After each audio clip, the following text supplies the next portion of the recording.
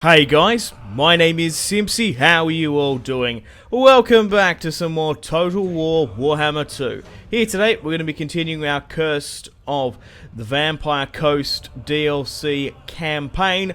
We're playing as Count Noctilus of the Dread Fleet. In today's episode, we're going to have our first siege of the series.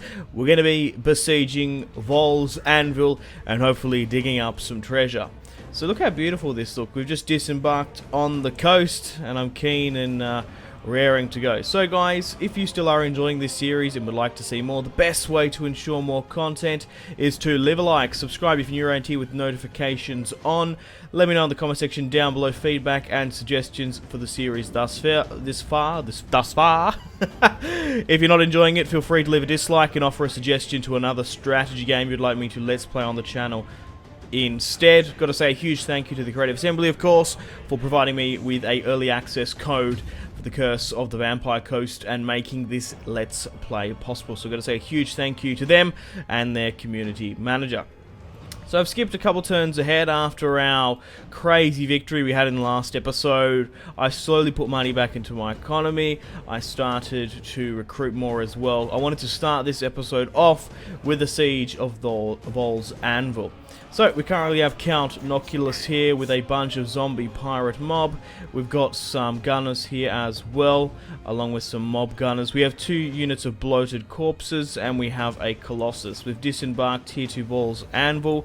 Diplomacy wise, it's still exactly the same. We're still at war with the freebooters of the Royal Port, and we're still at war with Calador. Calador has 2 territories on the coast here, so I'm going to start trying making my pirate empire on the coast here. So let's go try and do that.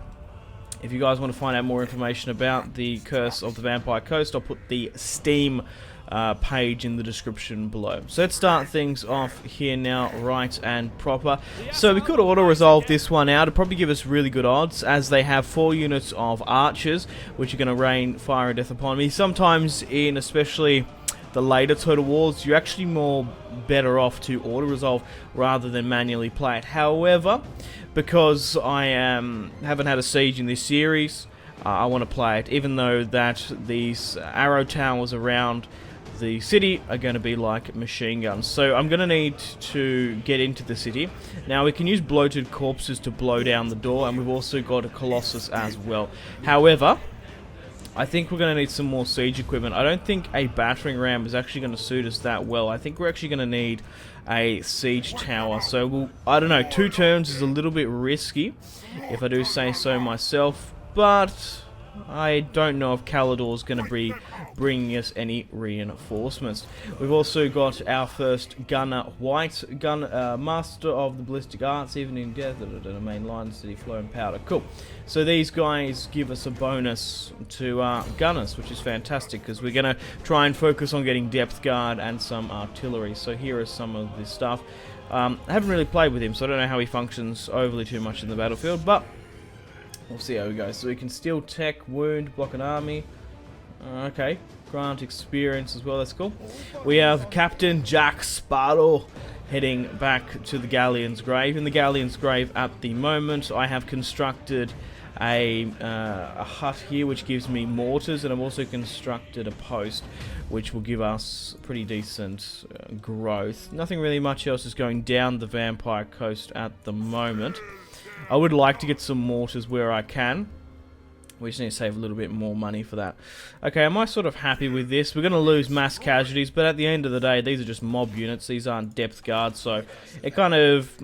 It plays very similar to Skaven. You have very expendable troops that you can just sort of throw in. Okay, so treasure maps wise as well. While the dragon sleeps, a furnace fires, the maker's bubbles left of the sire. So we need to dig up treasure around about here, I guess, once we take the settlement. Okay, cool. Not really much else we can do rights-wise as well. We haven't unlocked any just yet. Officers-wise, Jack Sparrow can't go up. We lost Hector Barbosa. Got taken out by some pirates down here. It actually worked out alright because his loyalty was sort of wavering. We've already got the Star Metal Harpoon. So I'll end the turn and continue. So the main objective for this series, of course, is to summon the Merworm, the ancient beast from the depths. kind of similar to more of a worm, but the size of a kraken, some say. So we need to be able to get some decent economy coming in. So pushing up against Calador's sort of peninsula sort of here is probably our best bet. So no reinforcements have come. That's absolutely fantastic. We've also just researched the technology gunner cruise, so it'll give us a nice little bonus here.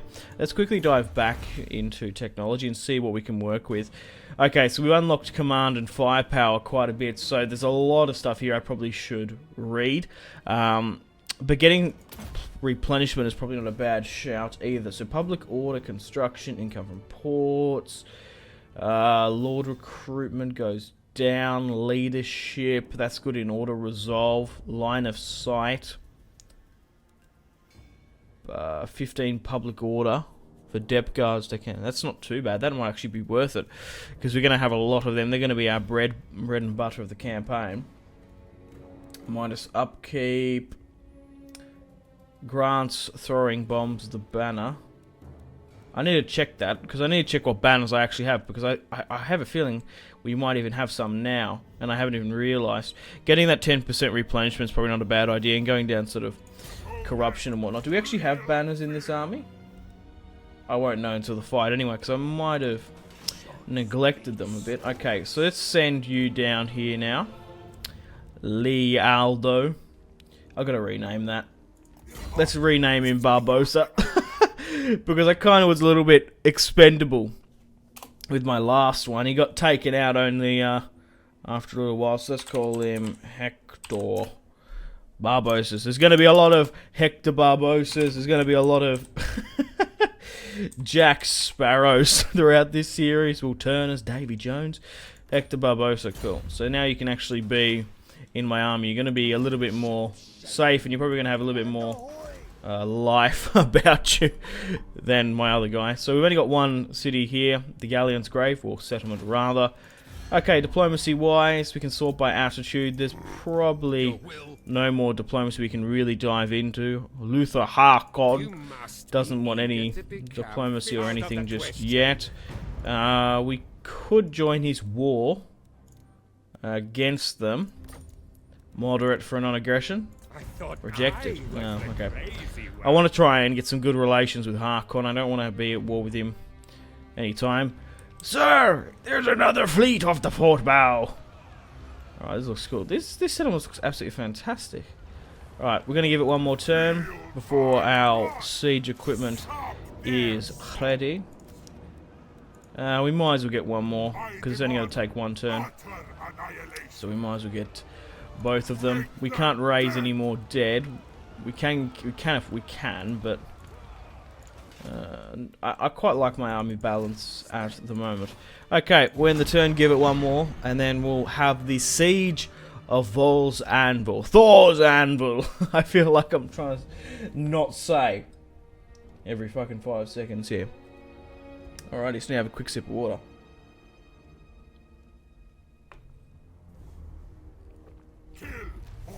Okay. Trait gained, movement, population, surplus in the Galleon's Grave. Perfect. That's got to be attributing to our 30% growth buff we've chucked on there. Okay, cool. Let's move Jack Sparrow to the Galleon's Grave. Because what I want to do is get some mortars. Local recruitment costs 600, global costs a hell of a lot. So we're going to need mortars, and we're going to need a lot of them, because these are going to be the bread and butter of the campaign, because we'd probably ideally need them now, more so than anything. Okay, because like with a siege, that would help out so much. Okay, so let's quickly chuck a quick save. And we've taken a couple turns to siege out Vol's Anvil. And it hasn't actually changed the auto resolve too much by the look of it. Still using 4 units of spearmen and 3 units of archers. So we have a whopping 2, 4... I'm trying to think... No, we don't have any other traits yet. So we've got 2, 4, 6, 8 units of zombie pirates. We've got 6 units of zombie pirate gunnery mob. 3 units of zombie pirate gunnery mob there as well. The handguns, rather. And then we've got the 2 bloated corpses and the necrophec colossus. Let's have the first siege of the Count Noctilus campaign. Okay guys, welcome to the Siege of Vol's Anvil. Now I've got to be honest with you guys, I'm not the biggest fan of Warhammer 2 sieges. I just don't like sort of the really forced, brute approach that you have to take in a lot of it. So yeah, I kind of just prefer the battles. So when I can try and avoid sieges, I can. But this should be fun, nonetheless. We've got some really cool sort of models operating here. But I just sort of hate that you have to charge it head on. You can sort of hide around the map and sort of kite stuff, but the range is just ridiculous. Actually, we've got some really nice forest here, so we can probably use it to our advantage. I just hate being sort of told what to do. And, like, you have to charge. Like, some of those maps are really just, like, battered and whatnot. Okay, so let's get stuck into the battle, let's say. So, we're actually going to start the deployment now. I'm quite happy with the Winds of Magic there. So we do outnumber them quite significantly. So here is the city of Vol's Anvil. Absolutely magnificent. They do look awesome. Look at the snowy white peaks in the background there. We're going to corrupt this beautiful city into a pirate shanty town. Okay, so let's get ready to deploy here. I'm going to try and pull everyone back somewhat. Oh, that's a bloated corpse, right. Okay, so what are we best to do exactly? So we've got our own battering ram here. Very, very cool. In the mold of a ship. And then we have our own siege towers here. Made out of ancient merworms, maybe. Probably not bones, probably just whale bones or something. I'm not exactly entirely sure. So I wonder if these cannons are somewhat operational. We'll find out. Okay, cool. So let's go straight up and into it. Battering ram can go straight through the breach. We'll chuck siege towers upon the left and right. So we want to try and take the gate's way if we can. But these guys can actually climb by the look of it. They've got their own sort of animation stuff, which is cool. So what I want to do is maybe pull back with my gunnery mobs, because we're probably not going to be able to use them until they actually get in the city. They could do some counter charging here, counter back, but the problem is with those towers, that's some sort of worry about. We'll keep the gunnery mob in reserve, and we'll keep the proper handgunners in here. So then we've got these blokes here. I don't want to focus too much through the center because they're just going to get smashed, and we don't want to have a huge meat grinder in that center. So you go and pull there, you can pull here. What I want to do is maybe allow 1, maybe 2 to go on the flanks, and then these guys can be the center mob here. Now, what's this? Yeah, these 3 rather. So these 3 can be the center mob. Do I have to attach something onto this, or is this? Oh no, they're already attached, which is excellent. Ideally, what I want to do is I want them to sort of ideally cluster up there while I before I sort of charge for it. So we'll keep my gunners probably higher up here as well, because I want them to sort of put some pressure back on them. So here is the assault. I think it's pretty stock standard if I do say so myself. We're going to push on one wall together in unison. We don't really have overly too much to sort of spread around, and at the end of the day we are having a siege incredibly early on, and it's just a bunch of pirate mob to be fair. Okay, let's move our battering ram up where we can, and let's try and move you here, and let's try and move you here, say. Okay, cool. We'll send some units up on the walls as well with their ladders. We could probably go to the center, probably go here more. Just try and match where they're sort of deployed. However, blowing down a piece of wall might be alright. Let's have a shot like at the top of the gate. That'd be good for us. Okay, men, move out. So they're going straight for my Colossus there, which isn't good whatsoever. Did that just fall out? I think it might have. Okay, let's move up and try and get some handgunner attack, because they are just going to sit back, relax, rain fire and death upon me, and we're really just going to try and soak it up. Aim for the armor just below the neck. They're weakest there. For Athelauren. That's not it. It's what is it called? that's the Wood Elf one. My bad. Oh my god. Holy crap. I love the elves. They're so cool. Right. Slowly but surely making ground upon them, which is good. How are we going casualty wise? Okay, so we lost about 100 and they're broken. Like officially. Wow, okay. That's crazy. My handgunners aren't even in range, so I don't know how. I just think it's going to be fruitless trying to go for them, trying to get them to arc their shot up there. I might as well just fall them back, to be honest. The problem is with the pirate mob as well, they're incredibly slow. Our ladders have docked on the walls, which is good. We're just trying to wait for our battering ram to come up here, and then we can go straight through the breach. I don't think my Colossus is actually doing too well of a job here. Arr! But we've got the ladders on the walls. And we're slowly but surely now pouring into the front. What I want to do is try and... Look at that, cool. Try and get the city to be breached, and I can just sort of charge in with my bloated corpses, because there is a little bit of a unit here. Send them in like the berserkers they are. So we've made it to the walls. We're slowly but surely making it to the gateway as well. We might even have to charge in our handgunners, to be fair. Have my pirates actually made up and over the ladders just yet? No, but they seem to just be getting taken out left, right and centre. There goes a full unit of them. So lucky I did actually bring some. Okay, so we're through here now. And let's send the Necrofec in, along with our remaining men. And, of course, Count Noctilus. So let's charge in with our bloated corpses and try and make some headway. I don't think my men are going to make it, though.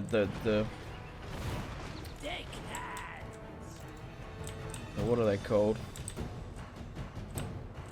We could actually move my handgunners in and somehow flank them that way. I meant the bloated corpses. So it looks like my assault on the walls was rather fruitless. I was sort of being a bit ambitious to expect anything crazy, to be honest. We're moving our bloated corpses where we can as well. They've gone back up to the walls. So the Colossus is coming in now. He's absolutely exhausted. But once he gets through, we'll be fine. So that's their general. Swing him in and around here because I want the bloated corpses to come in. So we're gonna get one bloated corpse coming in here. He's absolutely exhausted.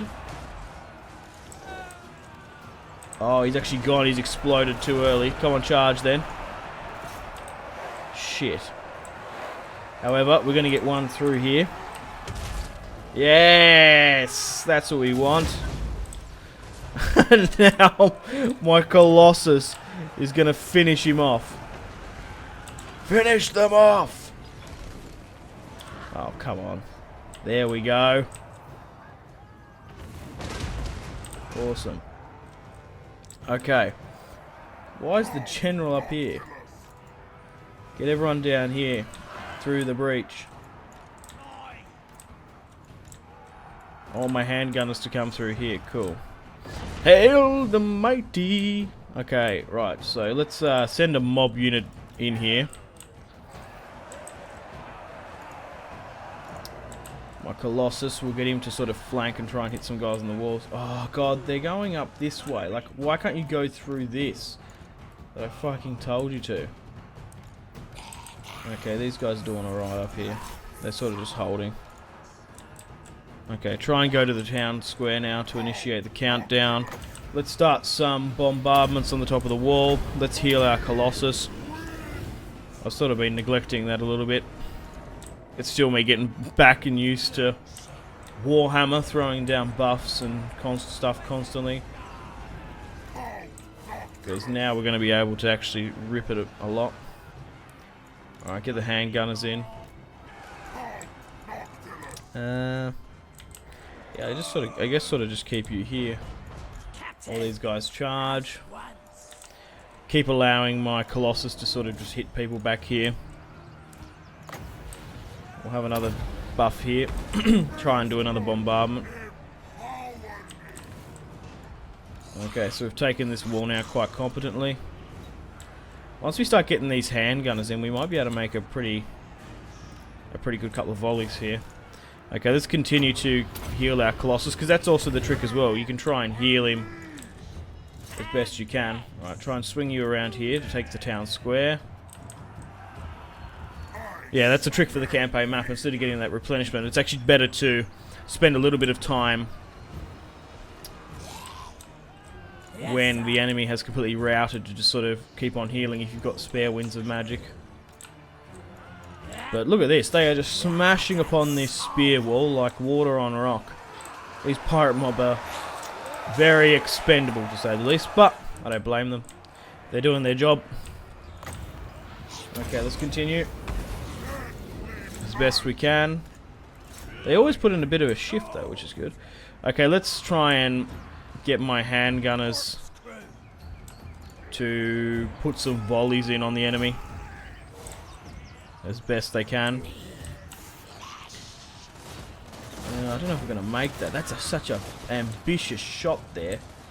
They're just not going to make it. Like, they're clipping a couple. Okay, so we nearly got the town square under our control. We'll continue to heal my Colossus where I can. But let's send you up here. We can do another bombardment at the top here. I think it's probably our best bet. Continue to try and take out as many as we can. I'm trying to think. Oh, what's this? Oh, Wrathstorm. Oh, that's what we need to be doing. Whoops. I thought, yeah, this is the proper bombardment, isn't it? This is going to be catastrophic for them. Yeah, that's what we want. We got a couple of them. We've left it a little bit late to bring them in, but that's what we needed. We'll use them at the right time. Oh, so there, we're getting a couple. It's not as sort of prolific as I would have liked. When they sort of come down a bit more here, they're going to get wrecked. Fire! They're coming way too close off the walls. Still got a little bit of winds of magic left. Maybe we'll try and move in the general now. Okay, so we've got that down nice and easy. My Colossus is exhausted. Continue to heal him as best we can. Surely there's going to be a countdown now. I can't remember how this works. Is there a countdown in this game? I can't even remember. Or do we automatically win or something? You could probably nearly drop a bombardment here if we want. The Colossus is getting stuck right into it, which is good. We might be able to get one more bombardment on. 25 seconds. So okay, so it's initiated a countdown. Okay. Can I charge out here and get a good flank on, or will I lose possession of the town square? We've converted it to our own, so let's hope not. 9 more seconds. We could drop a bombardment here. Or they can get hit from behind. Like, even those towers here are still hitting us. And they're still not hidden in this. I thought they were. Oh, shit, I wasn't checking. I just assumed the forest was giving them cover. Victory! We have victory. Cool. Right. I'm just trying to think what we're best to sort of do here, because we're going to start taking nutrition, but I want to try and heal my Colossus if we can. Oh, we're out of heals anyway now. Oh, that's alright. What we could do is maybe drop a couple more of those bombardments. If a unit's sort of sitting back a bit.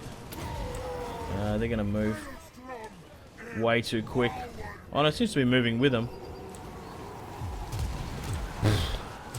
Okay, that's cool. Okay, let's continue to heal my Necrofec. I'm sure my pirate mob are probably... Yeah, we'll leave him there, that's fine. I want to try and heal up the Colossus as best I can, because he was getting a pretty low, a lot lower than what I would like. I probably should do that for a lot of my units. Okay, we can't afford to run out of winds of magic now. Regardless, let's end the battle here. Holy crap, it was another close one. I knew it was.